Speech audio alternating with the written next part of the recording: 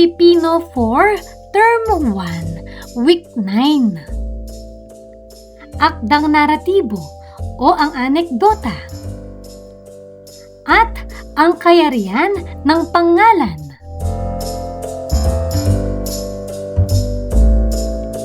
Matatag curriculum, bansang makabata, batang makabansa, with me, Teacher KMT.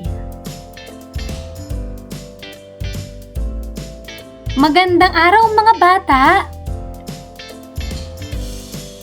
Ngayon ay pag-aaralan natin ang tungkol sa akdang naratibo, anekdota, at ang kayarihan ng pangalan. Mga layunin.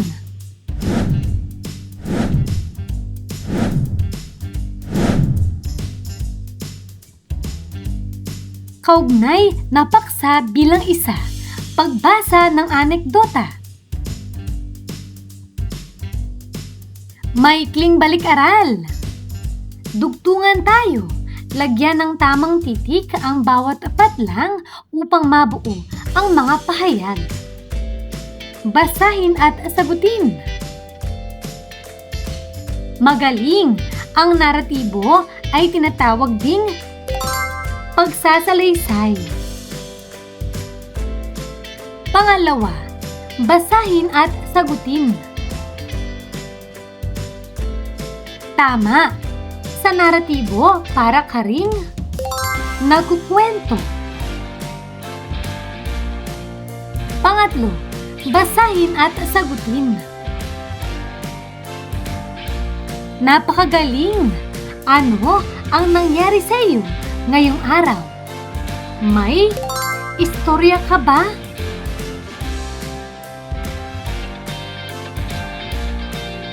Ang anekdota ay isang maikli at totoong kwento tungkol sa isang tao. Karaniwan itong nagsasalaysay ng isang nakakatuwa, kawili-wili o mahalagang pangyayari sa buhay ng isang tao. Sa pagbabasa ng anekdota, nalalaman natin ang mga karanasan ng iba at ang mga aral na maaari nating matutuhan mula sa kanilang ginawa o naranasan.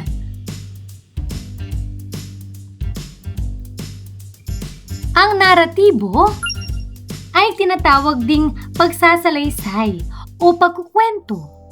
Ang anekdota ay isang uri ng naratibo. Ang mga paksa sa anekdota na pwedeng ikwento ay nakapokus sa damdamin ng nagkukwento tulad ng pagkatuwa, pagkagalit, pagkalungkot, pagkagulat, pagmamahal. Ang mga elemento sa pagkukwento ng anekdota ay tauhan, tagpuan, banghay, suliranin at aral. Sa pagsulat ng anekdota, ang teksto ay kadalasang binubuo ng tatlong bahagi. Ito ay ang simula, gitna at wakas. Sa simula ay tinutukoy kung tungkol saan ang ikukwento. Sa gitnang bahagi ng teksto ay pagsasalaysay ng mga pangyayari o pag-iisa-isa ng mga detalye batay sa nais ikwento. At sa huling bahagi ay ang wakas o huling pangyayari sa teksto. Tandaan! Ang anekdota ay maikling salaysay. Ito ay tungkol sa totoong pangyayari. May mahalagang aral na mapupulot sa kwento. Ngayon ay basahin natin ang isang halimbawa ng anekdota. Ang pamagat nito ay Lakbay Aral sa Aming Probinsya ni Maria Fehicana. Noong Mayo, nagpasya ang aming pamilya na magbakasyon sa probinsya ng aking tatay sa Ilocos. Kami ay nagbiyahe ng malayo mula sa aming tahanan sa Taguig upang masilayan ang ganda at kultura ng Ilocos Norte. Sa aming unang araw ng aming pagdating, kahit medyo pagod pa kami, ay pumunta agad kami sa dagat. Ako, ang aking mga magulang, kasama ang aking mga kapatid ay nagtungo sa dalampasigan upang maglaro sa buhangin at magtampisaw sa mababaw na tubig. Napawi ang aming pagod. Napansin namin ang mga malalaking alon. Agad kaming sinabihang mag-ingat sa mga ito. Pagkatapos ng aming paglalakad sa dalampasigan, isang salo-salo ang inihanda sa amin. Nakalatag ang mga pagkain sa isang mahabang mesa. May mga isda at karning nakahain. Hindi mawawala ang mga gulay na pampalakas ng katawan at prutas bilang panghimagas. Kahit ayoko ng gulay ay pinilit kong kumain dahil alam kong masustansya ang mga ito. Natural ang tamis ng mga prutas kaya kumain na din ako nito. Hindi tulad ng mga panghimagas sa Maynila na kadalasan ay artipisyal ang pampatamis. Ibang-iba ito sa mga kinakain namin sa Maynila na kadalasan ay fast food. Makikitang sariwa ang mga pagkain dito sa probinsya. Nabusog ako sa masasarap na pagkaing inihain sa amin. Kinabukasan, kami ay pumunta sa Vegan Ilocos Sur, kung saan makikita ang magagandang bahay na bato at makasaysayang kalsada. Napalibutan kami ng makukulay na bulaklak at nakakatuwang mga kalesa. Napagtanto namin kung gaano kahalaga ang pagpapahalaga sa ating kasaysayan at kultura. Sa aming huling araw, pumunta kami sa Bangi Wind Farm, kung saan makikita ang malalaking wind turbines na nagpo-produce ng kuryente. Napagtanto namin ang kahalagahan ng paggamit ng malinis na enerhiya upang mapanatili ang kalikasan. Hindi ko namalayan na nakaisang linggo na pala kami sa Ilocos. Nakauwi kami sa Taguig na puno ng mga bagong alaala at karanasan. Ang aming paglalakbay sa Ilocos ay nagturo sa amin na mahalin at alagaan ang ating probinsya.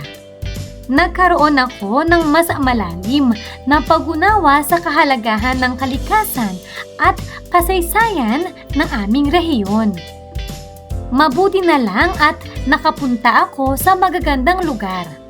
Alam ko na ito at magiging bahagi ng aking buhay, lalo kong minahal ang bansang Pilipinas. Gawin mo! Batay sa tampok na anekdotang binasa, gawing gabay ito sa gawain. Buuin ang talata gamit ang simulang pahayag.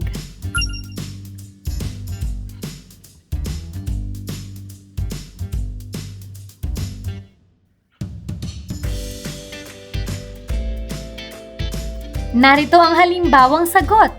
Pamagat, lakbay-aral sa aming probinsya. Simula. Noong Mayo, nagbakasyon ang aming pamilya sa probinsya ng aking tatay sa Ilocos. Nagpunta kami sa dagat, naglaro sa buhangin, at nag-ingat sa malalaking alon.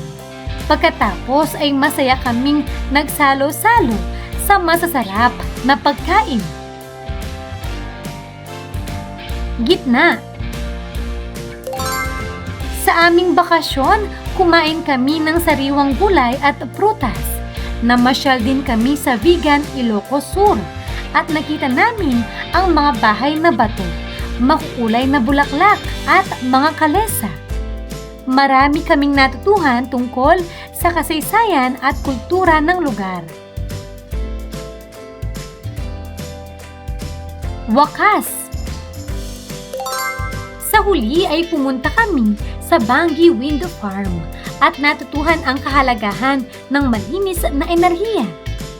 Umuwi kaming puno ng masasayang alaala at mas minahal pa namin ang kalikasan, kultura at bansang Pilipinas. Maikling pagsusulit. Batay sa binasang anekdota, sagutin ang mga sumusunod na tanong. Una, ano ang paksa ng anekdota?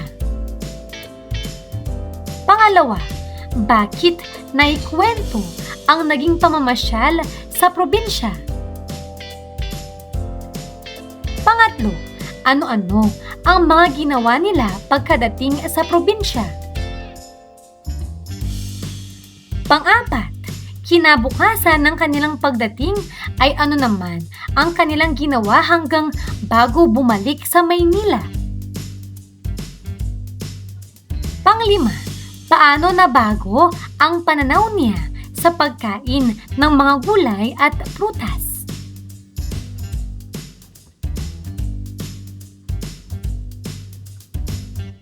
Maaring sagot.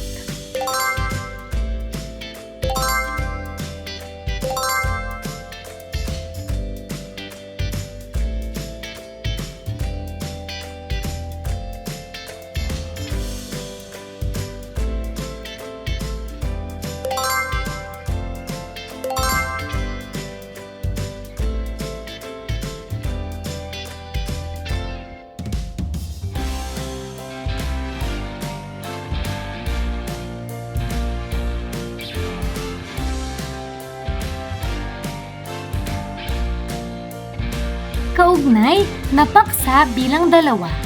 Aralin sa wika. Kayarian ng pangalan. Maikling balik-aral. Basahin ang talata sa ibaba at sagutin ang mga tanong. Isang magandang araw noon ng linggo. Nagaya ang aking pamilya na pumunta kami sa parke. Ito ang araw ng aming pamilya para sa outing. Excited na akong sumakay sa aming kotse kasama ang mga kapatid ko. Noong kami ay nasa kalsada, biglang umulan ng malakas. Dahil sa sobrang ulan, nagkaroon ng matataas na baha sa daan. 5 kami sa kotse. Ako, ang kuya ko, ang ate ko, ang aking daddy, at ang aking mommy. Pinasok ng tubig ang aming kotse, kaya mabilis naming binuksan ang pinto ng kotse at lumusong na kami sa baha. Para sa unang katanungan, ano ang napansin mo sa mga salitang initiman ang sulat? Ang mga salitang nakaitim ay mga pangalan. Tumutukoy ang mga ito sa tao, bagay, lugar o pangyayari. Pangalawa, ano kaya ang tinutukoy na araw sa pangungusap? Bakit kaya tinawag itong pangalan? Ang araw ay tumutukoy sa isang panahon o araw ng linggo. Pangalan ito dahil ito ay pangalan ng panahon. Pangatlo, pansinin ang mga salitang kuya, ate, daddy at mommy. Bakit maituturing din na pangalan ang mga ito? Pangalan ang mga ito dahil tumutukoy sila sa mga tao o miyembro ng pamilya. Pangalan. Ano nga ba ito? Ang pangalan ay salitang tumutukoy sa ngalan ng tao, hayop, bagay, lugar o pangyayari. Narito ang halimbawa ng pangalan. Para sa tao, ang halimbawa ay guro, doktor, Maria. Para sa hayop, ang halimbawa ay aso, pusa, ibon. Para naman sa bagay, ang halimbawa ay mesa, libro, lapis. Para sa lugar, ang halimbawa ay paaralan, Maynila, palengke. At para sa pangyayari, ang mga halimbawa ay kaarawan, pista, at pulong. Ang kayarihan ng pangalan ay tumutukoy sa anyo o pagkakabuo ng isang pangalan. May 4 na uri ng kayarihan ng pangalan. Una, payak. Ito ay binubuo ng salitang ugat lamang. Halimbawa, bakasyon, araw, baon. Pangalawa, may lapi. Binubuo ito ng salitang ugat at panlapi. Halimbawa, magbakasyon, arawan, magbaon. Pangatlo, inuulit. Ito ay nabubuo sa pamamagitan ng pag-uulit ng salita. Halimbawa, baka-bakasyon, araw-araw, baon-baon. Pang-4, tambalan. Ito ay binubuo ng pagtatambal ng 2 salita. Halimbawa, bakasyon grande, araw-gabi, libreng baon.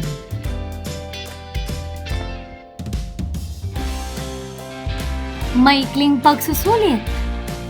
Tukuyin kung anong kayarihan ng pangalan ang nakahilig sa bawat pangusap. Isulat sapat lang ang P kung ito ay payak, M kung may lapi, I kung inuulit, at T kung tambalan.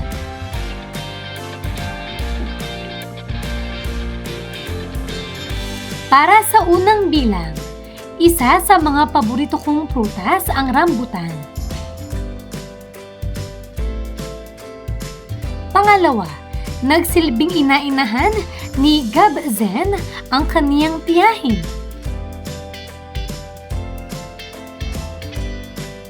Pangatlo, punong guro ang kaniyang ama. Pang-4, gusto niyang tulungan ang kaniyang kapatid. Pang-5, araw-araw ang pagpunta ni Jigo sa parke.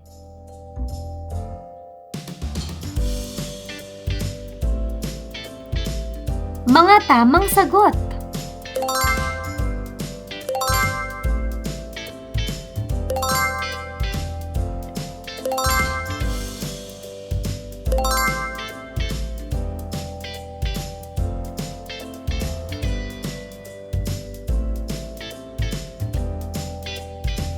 Kabuang pagsusulit. Paano to? Basahin ang bawat pangusap. Isulat ang tama kung wasto ang pahayag at mali kung hindi. Una, ang anekdota ay isang maikli at totoong kwento tungkol sa isang tao. Pangalawa, ang naratibo ay tinatawag ding pagsasalaysay o pagkukwento.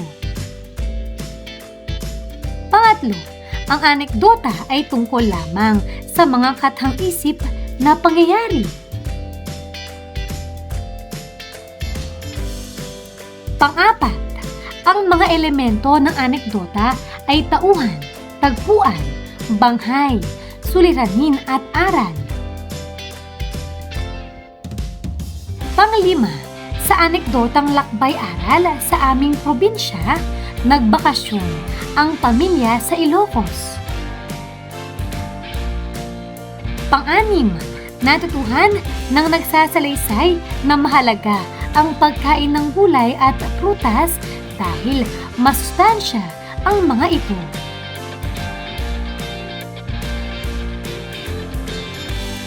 Pang-7, ang kayarihan ng pangalan ay tumutukoy sa anyo o pagkakabuo ng isang pangalan.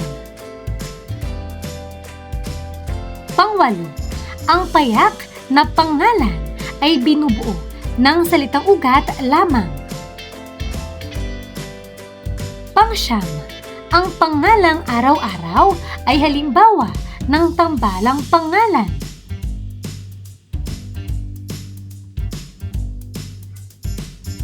Pangsampu, ang pangalang magbakasyon ay halimbawa ng may laping pangalan.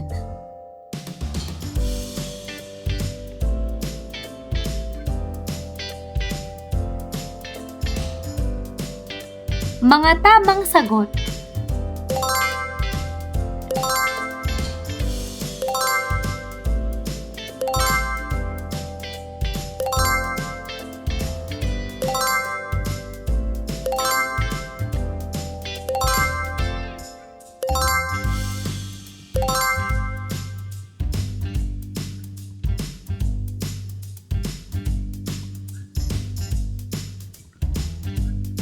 Mahusay mga bata!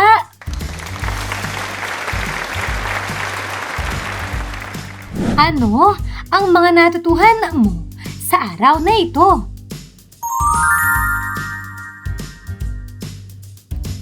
Ngayong araw na ito, natutuhan ko ang tungkol sa anekdota at ang kayarihan ng pangalan.